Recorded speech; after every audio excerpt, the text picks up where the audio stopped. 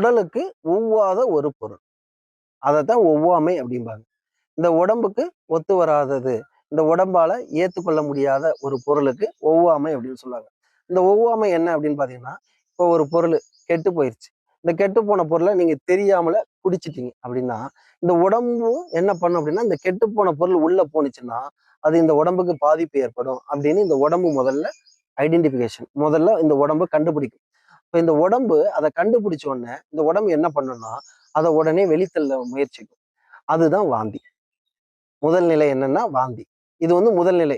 இப்ப இந்த உடம்புக்கு ஒவ்வாத ஒரு பொருள் உள்ள போயிருச்சு, இது போனா இந்த உடம்பு பாதிக்கும் அப்படின்னு இந்த உடம்பு கண்டுபிடிச்சிருச்சு. அப்ப இந்த உடம்பு கண்டுபிடிச்ச உடனே இந்த உடம்பு என்ன பண்ணும், அதை வெளித்தள்ள முயற்சி பண்ணும். அந்த வெளித்தள்ளுறதுக்கு பெயர் என்ன அப்படின்னு பாத்தீங்கன்னா வாந்தி. இந்த ப்ராசஸ் வாந்தி.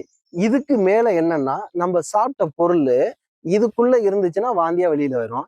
இதை தாண்டி சிறுகுடலுக்குள்ள போயிருச்சு சார், போய் உள்ள போயிருச்சு அப்படின்னா அதை உடம்பு என்ன பண்ணும்னா பேதியா வெளியேற்ற முயற்சி பண்ணும். அப்போ ஒரே நேரத்துல சொல்லுவாங்களா வாந்தி பேதி அப்படின்னு. அப்போ இந்த நெஞ்சுக்கு மேல உள்ள ஒரு பொருள் உள்ளத வாந்தியாகவும், நெஞ்சுக்கு கீழ்ப்பகுதியில உள்ள பொருளை பேதியாகவும் இந்த உடம்பு வெளியேற்ற முயற்சி பண்ணும். இதுக்கு ஒவ்வாமை அப்படின்னு சொல்லுவாங்க. இப்ப இன்னொன்னு என்னன்னா, இப்ப நீங்க போயிட்டு இருக்கீங்க, ஒரு தூசி ஒரு மூக்குல உள்ள போயிருச்சு. அப்ப என்ன ஆகும், இந்த உடம்பு அதை கண்டுபிடிச்சு வெளித்தள்ள முயற்சிக்கும். அப்ப ஒரு தும்மல் அப்படிங்கிற ஒரு ப்ராசஸ் நடக்கும்.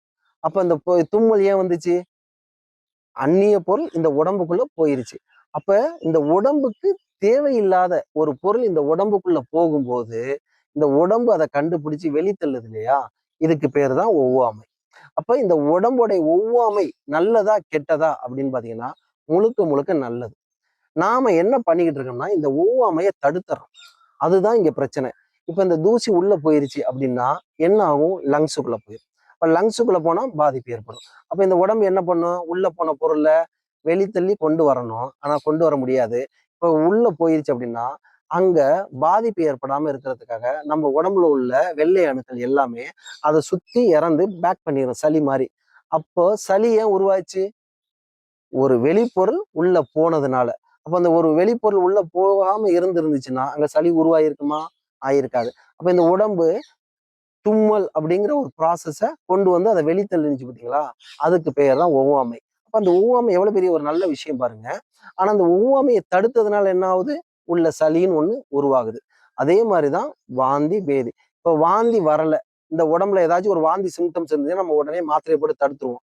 அப்ப இந்த கெட்டு போன பொருள் உள்ள போயிடுச்சு பார்த்தீங்களா, அப்ப இந்த உடம்பு அதை வெளித்தள்ளலைன்னா அந்த உடம்பு என்ன ஆகும், உடம்பு பாதிப்பு ஏற்படும். அப்போ பாதிப்பு ஏற்படுறதுக்கு நாம தான் காரணம். அப்ப இந்த உடம்பு நல்லதுதான் செய்யுது.